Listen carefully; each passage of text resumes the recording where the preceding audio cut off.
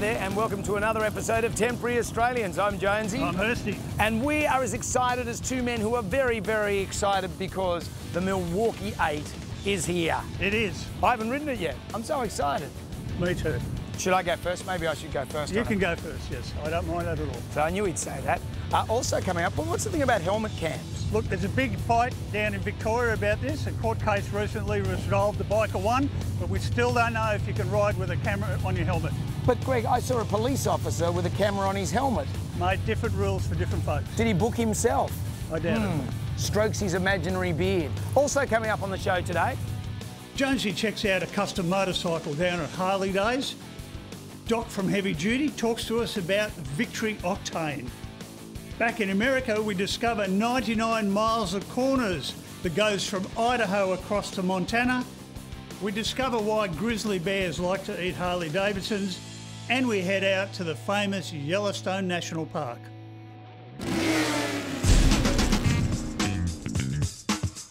one of the great things about being on Temporary Australians is not just hanging out with you, Greg, but is getting to ride brand new motorcycles. And today we have the Milwaukee Eight, the new motor from Harley Davidson. And it's not just a new motor, which I thought it was. I thought pretty much it's just going to be a new engine. But it's not. It's a whole new package. The panniers, everything is different about the Milwaukee Eight. You've only ridden it for about a kilometre thus far. That's about right. What was your impression in a kilometre? I rode an Ultra over in America for 6,500 kilometres, and as soon as I got on this one, I noticed a difference. It's more power, it's smoother, the gearbox seems to work a lot better. Really interesting ride, I enjoyed it. There's no clunk. When you put it into first gear, there's none of that traditional Ultra gloomp. It's amazing. In fact, there's no click at all. And the reason it got the Milwaukee 8 name, a lot of people have thought, oh, it's the 8th motor in their lineup, but actually it's their 9th motor. It's because it's 4 valves per cylinder. So now what we're seeing is 4 valves per cylinder. There's 2 spark plugs per cylinder, so it's running 4 plugs. It's kind of what the V-Rod begat. So the V-Rod begat this, and now we've got that. I think this is a bike. If you were ever thinking about buying a Harley Davidson, this is the one for you. I'm really pleased that they kept with the V-twin. I know that there's been lots of talk about where it could go, but I think that's the strength of Harley, a V-twin motor. What you'll notice in these bikes, because we're looking at, what, 400 kilograms of motorcycle there, so it's the brakes, it's the suspension, and that's what's really added to the bike. Also, I don't know if you've noticed it, they're water cooled. So in the fairing at the front there, where you used to put all your stuff, like your sunglasses and your wallet, that's now where the radiators are. So it's twin cooled, and the water jacket, it's quite brilliant. I'll show you this. Yeah, so, I know, because you're just fascinated with this. See that? Yep. That's a cutaway, so that's a cast piece. But see, the water jacket goes through there, and look at that, Greg. It looks like a heart. It does, very romantic. I should have brought my wife, mate. It's either heart or ET. And away from that, how well does it handle? Like, we're looking at a bike now that's got new suspension, so they've just got adjustable shocks, which are easily adjustable. Also, the front suspension, they've got cartridge forks, which are absolutely amazing. You might have noticed at slow speeds, at lights and stuff, you haven't got that jerky sort of feeling. Well, I did notice that. In fact, I noticed as soon as we started moving how much better the handling was. Well, the handling, I was doing figure eights like nobody's business in there. You were. Sign me up for the Precision Motorcycle Squad. I can't speak enough about the Milwaukee 8, but you know, you've ridden a kilometre. You've ridden Harleys. Actually, 1.1 kilometres. 1.1. You've ridden Harleys since Moses was in short pants. So let's go for a ride and see what you think. Okay. Come on, stop mucking around.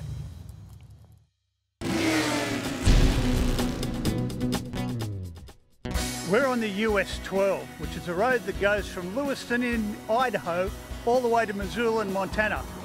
Along the way, there's 99 miles, I reckon, of turns and twisties, and we're about halfway along that road, and I can tell you it's brilliant. Corner after corner, following the water right through this mountain range, it's unbelievable. You will be going on one of the most spectacular rides, Highway 12, which is the Lewis and Clark Trail. And it is beautiful. I've done it several times. And it's kind of the hidden gem ride in Idaho, but you will see a lot of motorcyclists on that road. Well, describe that ride to us. What sort of countryside are we going to see? You're going to be on a 2-lane highway, and you're going to be sandwiched between mountains and river. Watch out. It's a great ride. There is a number of how many turns, and I should have done my homework before, but it's a few hundred turns, and it's not switchbacks. These are windy, snaking road on the way on Highway 12. You're following right through the mountains and the woods. Crystal clear water, big waterfall, rock formations, great fishing, kayaking, rafting, and just enjoying the view of the pine trees and fir trees just coming right up out of the river and just as high up as you can see, and you're just snaking along the river with just a beautiful view all the way to Missoula, Montana. There's a lot of roads that have beautiful corners and you enjoy, but this is one that you really get your full. You're really going to satisfy all your urges to get out and ride some corners and just really enjoy. I kind of call it dancing with the, I just get on the bike and you're just kind of weaving with the corners and just really letting it go and just relaxed and just having fun for hours. It's a shame to have to stop when you're on the US 12 coming from Lewiston going to Missoula, but I guess when you come to the border of Montana and Idaho, you've got to acknowledge it some way. I really think 12 is my favorite ride. You go up over Lolo Pass, it's just a consistent amount of corners, 55, 60 mile an hour corners. It's a ton of fun to go rip up there after work. I mean, it's super close. We've never actually been on 99 miles of corners. It's a brilliant ride. Yeah, it's a lot of fun. We were told to watch out for wildlife, but we hardly saw any when we were going through. That's the first place I saw a moose. There's actually a moose crossing sign out there, and I've actually seen a moose out there. They're pretty big when you're sitting on a motorcycle. It's so wooded and so shaded that unless you're hiking, there's every once in a while you'll see a moose come through there. You always see deer, but you just kind of got to be on the lookout for them because they're on the side and sometimes they just decide to dart out in front of you.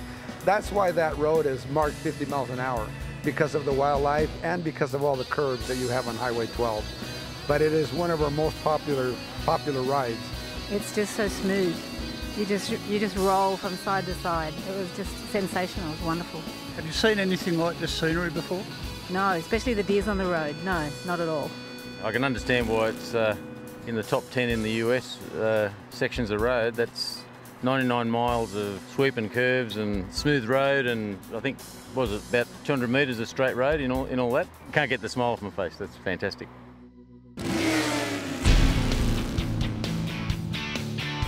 Now you go to Sturgis and you expect to see everyone turn up on a Harley. Well, there's one bloke who didn't. Doc from Heavy Duty turned up on a Victory. Mate, is this bike something different? It is something different. It's very new, only came out a few months ago, and it's a superb, I kind of want to say little bike, but it's not. It's 1200cc, roughly the size of a V-Rod. But it's lighter, it's more nimble, and it's just a heck of a lot of fun to ride. Would you call it a sports bike? It has that look about it. It's kind of in between, yeah. It handles like one, it brakes like one, it corners like one. So it sounds like you've enjoyed riding. Very much so. It's a very similar looking machine to the Indian Scout. Very similar. In fact, when it came out, I and a lot of people thought cynically, oh yeah, Polaris making Indians, Polaris making Victories. They just painted it different and made a couple of minor changes, but it's not. There's a lot different than a Scout. Just been done that bit better, different gearing, few different specs, and it's fun to ride. Give us the specs of this bike. It's 1179cc, got 104 horsepower at 8,000 revs. It pulls 76 foot-pounds of torque, double overhead cam, 4 valves per cylinder, liquid cooled, and yeah, it's an extremely responsive bike. Well, most of the people who are riding around the Black Hills are just taking it easy on cruisers or baggers. How does this bike handle this area? Exceptionally well, and in the twisties that I've just been around, I'm not a fast rider really, but I can't help it on this. Now, do you think they're going to suit Australian roads? Oh, absolutely, yeah. Not riding from Sydney to Perth, but for a fun motorcycle, naked motorcycle, they're great.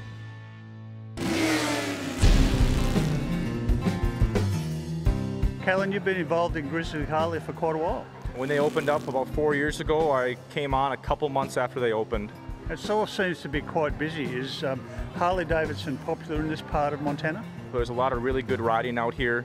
A lot of people coming through to go ride through like Glacier or go down to Yellowstone, all those kind of rides. Grizzly's a great name. What inspired you to call it that? The old owners had it Montana Harley Davidson, and of course when we purchased the shop we had to change the name.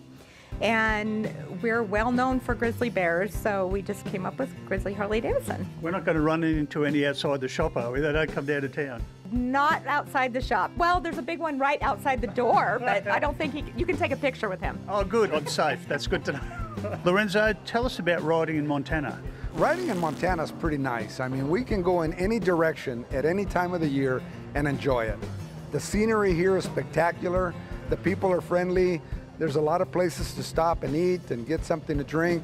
So it's pretty nice. And the weather is very cooperative, I'd say, for 9 months out of the year. We rent motorcycles here. So we get renters from all over the US. We get a lot of riders from Germany, Australia, and Britain. They usually rent for 7 to 10 days. A lot of them will do Yellowstone, Virginia City. Almost all of them do Glacier. And then a lot of them going to Canada and to the Banff, Lake Louise area. What's it like riding through Yellowstone Park itself? There's a lot of tourists, so it's a lot slower than what it used to be, but you get to see so much. What sort of stuff can we expect to see there? We had a customer that actually, they were out and they saw some wolves and a lot of bears.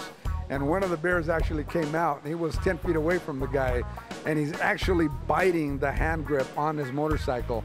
All I can say is he's extremely lucky that he didn't have food in there, because if there would have been any food in those saddlebags, it would have destroyed that bike. And I mean, he was brave because he kept yelling at the bear, and the bear just kept ignoring him. Me, I just would have walked away, let him do what he wanted to do before I said anything. Have you seen the movie The Revenant? Ever since that, I've been very nervous about bears. That was actually filmed in Montana. That was filmed up by Libby, Troy area. Oh, I didn't know that. Yeah. Oh, that's very interesting. Yeah. So did any of the crew come down this part of the world? I believe they did. I think there was sightings of like Leonardo DiCaprio downtown Missoula at like a farmer's market or something, but I wasn't down there. But yeah, I think a few of them came down and hung out. So Montana obviously is a place for motorcycling if you're riding through, or if you're looking for somewhere to live and have great rides close by. Oh, it's a great place to live. I mean, I moved out here just for a winter to snowboard, and then I saw all the cool curvy roads and stuff, and I was like, I gotta bring my bike out here. I mean, just going around Flathead Lake, you could do that every weekend, and that's a gorgeous ride.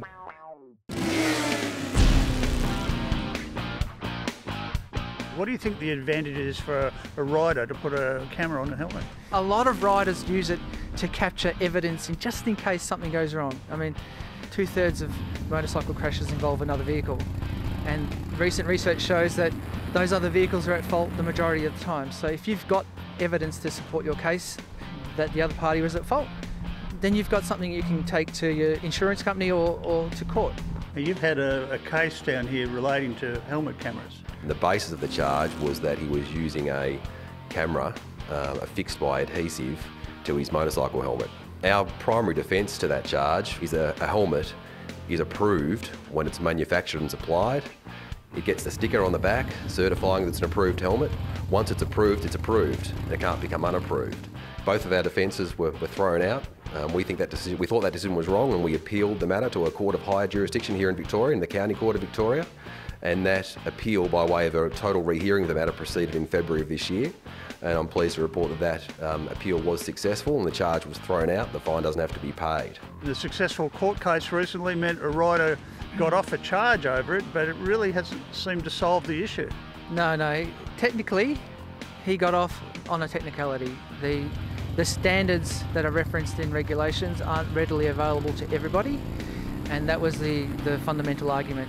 And because it got knocked out on that first technicality, the second part, which was about the validity of the standards and attachments and all that, didn't actually get argued in court. So the next charge, if there is one, that will be argued around the validity of the standards and attachments. Well, I sat through that case. It took 2 days in the county court, and we walked away scratching our heads a little bit.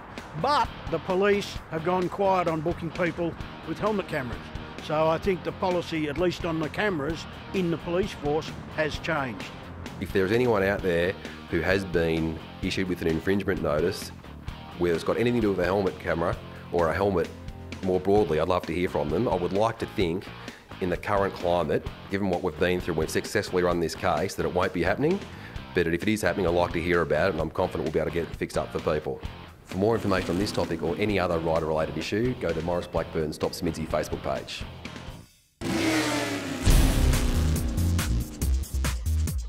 At Harley Days, we're at the custom bike show. I'm with Tim from Iron Motorcycles, and this is absolutely fantastic. We're looking at what, a soft tail? Soft tail breakout. Yep, and you've done all the work on this. Basically go to woe. What we done was we had a project in plan where we bought the wheels and then built the bike round it and tried to get the look and what the customer wanted. It's an amazing look. I just love all this attention to detail. I love this. I love the way the lights are recessed into the handlebars. How long did this take you? About 4 months, yeah. That's pretty good, really. Yeah, it's been in the shop 3 or 4 times and we just do it in different stages, but I think we're finished now. And it's all air ride suspension as well. Air ride suspension front and rear. That is a low rider, man. So if I was to buy this, what are we looking at? 3 digits. Wow. Wow, I'll have to talk to Hirsty for some pin money. Thanks, Tim. No worries, cheers.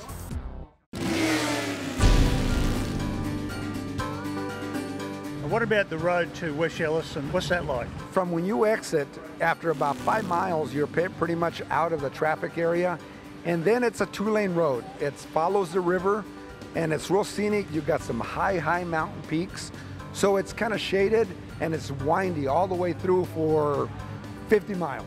And then it kind of straightens out. But, you know, it's just open, high mountains, good chance to see a lot of wildlife.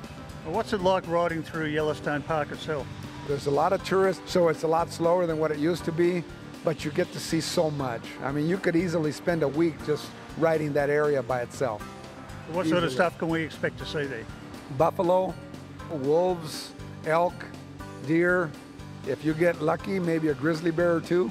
But the biggest thing in Yellowstone is if you get lucky, there could be, the buffalo could be moving, so you could come up to them and they will be all around you.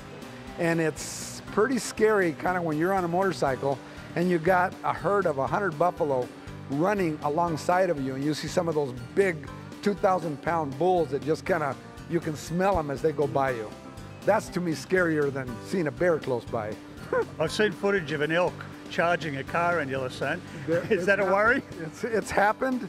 There's always, you know, you just never know. It seems like they don't like cars. They like motorcycles, they ignore them, but they like cars. I don't know why. I think that's a good choice myself. But there's been elk that have actually chased cars, literally ran after them. So yeah, it's a worry, but still, when I see a herd of buffalo, they're, to me, because they're so big, I mean, they could just run you and trample you. We often get asked, what's your favourite part of America? Look, Yellowstone has to be one of the highlights, but there are so many highlights. We were fortunate enough this year to have 2 bison sitting on the road in front of us, and we had to wait about 20 minutes for them to move because, of course, they have right of way. But we also found a herd of about 2,000 buffalo. I mean, it looked, as I would imagine, the Indians sitting up on a hill, looking at the bison, rounding them up to go down for their kill. It's just absolutely amazing. Had you been to Yellowstone National Park before? No, that was fantastic. It's the best trip I've ever done. You know, I've done a lot of trips all around Australia, Alice Springs everywhere, but this is just the ultimate, you know. You can't forget it. And you can't explain it to everyone else because I don't think they'll understand it. What did you think of the riding in Yellowstone Park? Pretty boring because you've got to go so slow, but you do get to see some wonderful wildlife. You know, I've never been through there where we haven't had to stop and wait for a herd of, what are they, buffalo or bison? I never remember. And you might wait there for 15 minutes, but it's just cool to be so close to these big things. Huge, you know, you don't see it on TV, but when you're sitting on your motorbike and they're all around you, it's awesome. You know, the law is an ass. Mate, the biker's happy because he won. Yeah, they won on a technicality, so it doesn't really solve it. Some states you can do it, some states you can't. Personally, I don't have a camera on my helmet. It's not for me, but, you know. It'd help if you were tail-ended by a car, mate. You could prove you were in the right. Sure. I wasn't talking about that helmet. But anyway, we'll be back next week with more Temporary Australians. Till then, you can check us out, temporaryaustralians.com.au. Shiny side up. See ya.